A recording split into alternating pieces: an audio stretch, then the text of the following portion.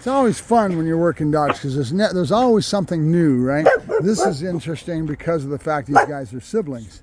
I put one over here, one over there, and they're used to being attached to the hip. So I will slowly but surely separate them till they're even out of sight. I've got another kennel up by the house up here that I'll put them in. And I'll put one up by the house and one out here during the day in their containment during the days and in and out and training and all that. I usually give them a good 2 or 3 times a day that they get worked. And right now we're in the session of basically getting to know the dogs, figuring out where their head's at as far as individuals, who they are as individuals, right? So I sense right away that Willow here is the strong one of the two, and Blossom is the weak one. And Blossom has a little bit of problem with her eyesight, so we're going to kind of keep an eye on that. She kind of shies away from things and gets a little bit more spooky with her behavior, and I think it's the eyes. So every dog is different. And these guys with a white pigment, the genetics-wise, you know, the Dalmatians always have problems with their ears. So that's the sort of thing you're looking for, right?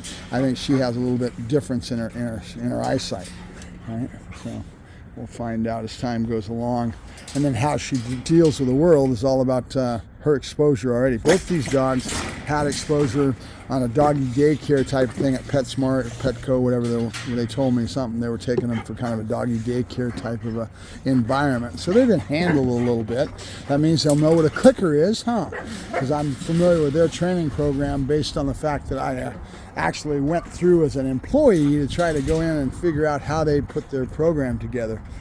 And I worked for them for their stint, and then on the backside I ended up quitting and going on my own way. But it was research. I wanted to find out what was going on with these guys. I've got a new crow in the neighborhood, and this crow's been real friendly. He's staying on the property, listening to my voice. I have a feeling that during the fire, this guy got let loose probably because of the evacuation. He's a lot friendlier. He doesn't come right up to me, but he's staying in the neighborhood. My voice and all this stuff is attracting him.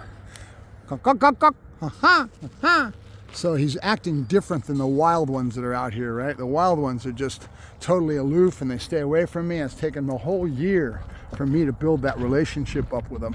And this guy right away yesterday, I noticed him. He's a lot closer and wanting to stay by like he is now. He's over there on the ground. You probably can't see him. Very cool. So I'll make friends with him. And I'll go out here right now and let him see me throw this food and then come to the food so he knows that I'm a source of food. Cock, cock, cock, cock. Cock, cock, cock, cock. All right, talk to you guys later. Mark Fresh, Protect Dog Training up in the high desert. Here comes my crows. There they are, coming to say hi. I feed them in the morning, so they hang around in the mornings waiting for me to feed them. And this guy's not really, yeah, this one's probably been, you know, from a baby in a cage somewhere, and they've released him. He's acting different than the other ones, so that's all right. I like to see it, and then his behavior will show the other ones they can be friendly. So that's kind of cool.